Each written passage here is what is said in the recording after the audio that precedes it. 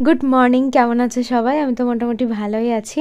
তো আজকে তিথাকে দেখতে পাচ্ছ স্কুলে যাবে বলে দাঁড়িয়ে আছে, কিন্তু আজকে ওর লুকটা একটু অন্যরকম। অন্যদিন স্কুল ইউনিফর্মে থাকে, আজকে ওদের স্কুলে গ্র্যান্ড প্যারেন্টস ডে সেলিব্রেশন হবে আর কি, মানে সেলিব্রেট করবে। ওই জন্য ওরা যেহেতু একটা প্রোগ্রামে পার্টিসিপেট করছে, ওই জন্য ওদেরকে বলেছে একটু ঘেরালা টাইপের কোনো জামা পরে একটু সেজে গুজে যেতে। তো সেই কারণেই সকাল সকাল রেডি হয়ে গেছে। আজকে আর স্কুলের ইউনিফর্ম পরেনি, টোটোর জন্য দাঁড়িয়েছিল, একটুখানি প্রণাম টনাম করলো। আর কালকে আমি এখানটায় নিকিয়ে দিয়েছিলাম, দেখো জায়গাটা ঠিক কতটা সুন্দর হয়ে গেছে। তো আজকেও ভাবছি পোটেটাতে জল দিয়ে একটু নিকিয়ে দেবো। এখন 2-3 দিন একটু ভালো করে যদি এটাকে নিকিয়ে দিই না, পুরো মানে যে বালি বালি ব্যাপারটা সেটা আর থাকবে না। আর ঘাস যেগুলো ছোটো ছোটো খুব হয়েছিল, এখানে তো ধরো সাপের খুবই অত্যাচার, মানে অত্যাচার বলতে সচরাচর খুব একটা দেখা যায় না, যেহেতু অনেকগুলো বেজি আছে। বেজি থাকলে কিন্তু খুব একটা সাপ হয় না। আর আজকে যেহেতু মা আসবে, বুঝতেই পারছো, তো ওই জন্য আর কি সকালবেলায় একদম দিদাকে স্কুলে দিয়েছে। আজকে একটুও বসিনি, একটুও ফাঁকি দিইনি, কারণ আজকে মানে সকাল থেকেই কাজে লেগে পড়েছি। টুকটাক অনেক কাজ আছে। কালকে তো আমরা চলে যাব শ্বশুর বাড়িতে, কারণ কালকে হচ্ছে আমাদের কামান। দেখতে দেখতে 15টা দিন হয়ে গেল, মানে আজ হচ্ছে 14 দিন। তো আজকে মা আমাদের বাড়িতে আসবে, কালকে মাকে সঙ্গে করে নিয়ে আমরা যাব শ্বশুর বাড়িতে। কারণ আমাদের নিয়মে মানে ঘাটকা মানে আমার মা বাবাকে আমাদেরকে তুলতে হয় বলতে মানে পুরনো যে জামা কাপড়গুলো থাকে সেগুলো চেঞ্জ করে নতুন জামা কাপড় পরে ঘাটে উঠতে হয়। তো দেখো একদিন নেকানোতেই জায়গাটা কতটা ঠিক তেলা হয়ে গেছে। আমাদের গ্রাম এলাকাতে তো ধরো সবাই ওই দৌড়ে নেতা দেয় আর কি, সকালবেলায় উঠে গোয়ালের সামনে, মাঝ উঠোনে, মেন গেটে, ঢোকার গেটে, তারপরে 2 দরজার সামনে। কিন্তু এখানে কাউকে আমি দিতে দেখি না, আর আমিও এখানে এসে দিই না। আমি মানে আমাদের দিদিকেও দেখি না দিতে, আমিও দিই না। তো ভাবলাম চলো গোবরটা যেখানে আছে, আগের দিন দিয়েছিলাম, তো আজকেও একটু এর উপর দিয়ে সুন্দর করে দিলাম। তো দিয়ে না আমার বেশ ভালোই মানে মজা লেগেছে, জানো তো। মনে হচ্ছে যেন এখন থেকে আমি প্রত্যেক দিন সকালবেলায় উঠে মানে যেখানে থাকবো সেটাই তো নিজের বাড়ি, বলো, তো দেবো। ঘড়িতে এখন প্রায় 11টা বেজে গেছে, আর আজকে আমার মা আসছে 10:40-এর ট্রেনে। মানে আমি এতটা পরিমাণে খুশি, তোমাদেরকে কি বলবো। ভীষণ আনন্দ লাগছে, মানে কেন কি জানি এই কদিন ধরে এই অসহ্যের মধ্যে না কেমন খেতে পাচ্ছি না, কিছু করতে পারছি না, মানে এত কেমন কেমন একটা লাগছে। তো যেই শুনেছি মানে মা আসছে, মনের মধ্যে একটা আলাদা রকম শান্তি কাজ করছে। তো এবার তোমাদেরকে একটা কথা বলি, এই যে আমার হাতের নেলসগুলো দেখতে পাচ্ছ কত সুন্দর। আমি কদিন পরে বেড়াতে যাব, কত ইচ্ছা যে আমার নখগুলো দেখো একটাও ভাঙেনি। আমি যে এই 3-4 দিন ধরে একভাবে এত এত জামা কাপড় কাচাকুচি করছি, এত মানে ঘন্টার পর ঘন্টা, মোটামুটি 2-3 ঘন্টা নেলসগুলো ভেজানো আছে, তারপরেও দেখো একটা নখেরও কোনো পরিবর্তন মানে ভাঙেই নেই। দেখো প্রত্যেকটা ঠিক আছে, কারণ এরা জানে যে আমরা শনিবারের দিন বলি হব, তো ওই জন্য ওরা আর আদার্স নিজের থেকে বলি হচ্ছে না, যে আমাদেরকে তো বলি দিয়েই দেবে, কি দরকার যে 2 দিনের জন্য বেঁচে আছি। আর এইটা যদি আমার এরকম না থাকতো, আমি যদি এরকম পুজোর আগে আগে যেমন কাচাকুচি হয় এরকম করতাম, এই কবে একটা একটা একটা করে ভেঙে চলে যেত। দেখো একটাও ভাঙছে, দেখো কেমন শক্তই, দেখো মানে মনে হচ্ছে এদের রূপটা ফেটে বেরোচ্ছে। হিংসুটে সবাই আমার সাথে যদি এইভাবে শত্রুতা করে, আমি কি করে বাঁচবো বলো তো, কিভাবে বাঁচবো আমি। আজকে বাদবাকি যেসব জামা কাপড়গুলো কাচার ছিল সেগুলো কেচে এই দড়িটাতে মেলে দিয়েছি। এটাতেও টানা রোদ পায়, আবার ছাদেও পায়।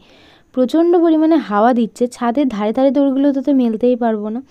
আর আমার কাচাকুচো সবই কমপ্লিট। এই যে দেখতে পাচ্ছ এখানে হচ্ছে আমাদের ডোডো সোনা আর কি, ও তো মানে এত কুড়ে আর রোদ পোয়াতে, মানে সারাদিন আমি আর ও এখানেই বসে বসে রোদ পোয়াই। আর তিধার কেসটাকে রোদে দিয়েছি, মানে নিজে কেসটাকে ছুঁড়ে নিচে ফেলে দিয়ে ওখানে শুয়েছে। আমি আবার এই সাইডে কুড়িয়ে এনে এক সাইডে রেখে দিলাম, মানে ও এটাই বোঝাতে চাইছে যে আমার এটা জায়গা, আমার জায়গাতে কিছু রাখা যাবে না। তো যে কটা বাসন কোসন ছিল সমস্ত কিছু ধুয়ে কিচেনটাকে পরিষ্কার করে এখন চলে এলাম রান্না করতে। এখন তো আর পুজো করার ব্যাপারটা নেই, কারণ আমাদের যেহেতু অসুচ, আমরা তো পুজো করব না।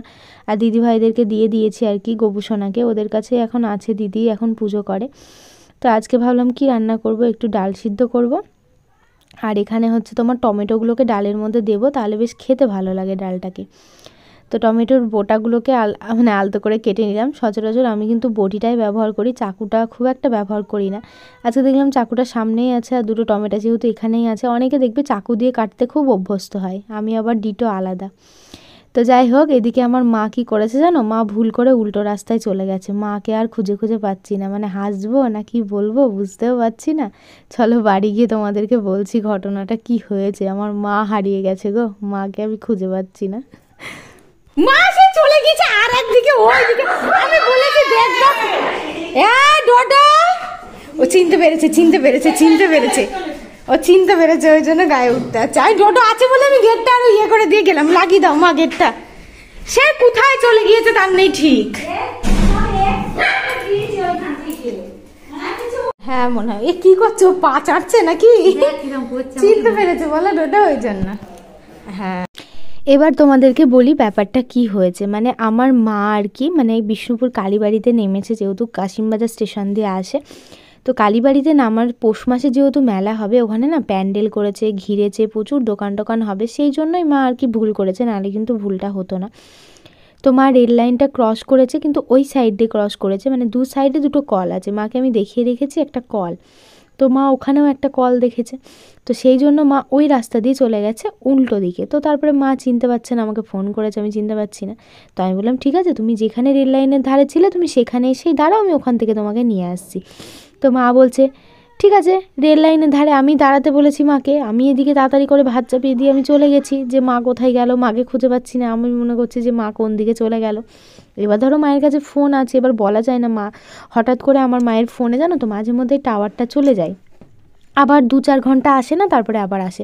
আমি ভাবছি মা যদি হারিয়ে যায় তাহলে তো কঠিন সমস্যা, কী করব, মা যেহেতু ফোন নাম্বারও জানে না।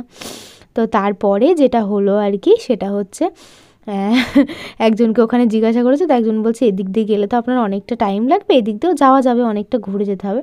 মানে তুমি রিটার্ন আবার রেল লাইনে আসো, তারপরে আমি আবার তোমাকে এখান থেকে নিয়ে যাচ্ছি। তো মা আবার রেল লাইনের ধারে আসলো, ওখান থেকে আমি আবার ঘুরিয়ে নিয়ে আসলাম। সেই গল্পটাই মায়ের সাথে আর কি এখানে বসে বসে লেবু খেতে খেতে করছিলাম। আমি কমলালেবু খেতে অনেক ভালোবাসি, আর মা এসেছে আমাদের জন্য আর কি কমলালেবু নিয়ে এসছে। তো লেবুগুলো একটু হালকা হালকা টক ছিল, আর যেহেতু মিষ্টি এনেছে, মিষ্টিটা খেয়ে লেবুটা খাচ্ছিলাম, তো ওই জন্য একটু বেশি টক টক লাগছিলো আর কি। তো আমাদের খাওয়া দাওয়াটা আগেই হয়ে গেছিলো। তারপরে এই দেখো দিধারানী বাড়ি আসছে, তো মা ওকে বলছিল যে আমি একটু রাস্তার ধারে এগিয়ে আনতে যাই, আমাকে দেখলে খুশি হবে। আমি বললাম থাক, তোমাকে যেতে হবে না। মা বলছে না আমি যাই। এই কথা বলতে বলতে মাকে বললাম যে তাহলে তুমি নাইটিটা এই দড়িতে মেলে দিয়ে ওকে যাও। তো মা যাওয়ার আগেই ও চলে এসছে, আর দিদুনকে দেখে তো খুশি হয়ে গেছে, আর জ্বালালো না। অন্য সময় হলে বলতো তুমি কেন আমাকে আনতে যাওনি, হাজারটা প্রশ্ন আর কি।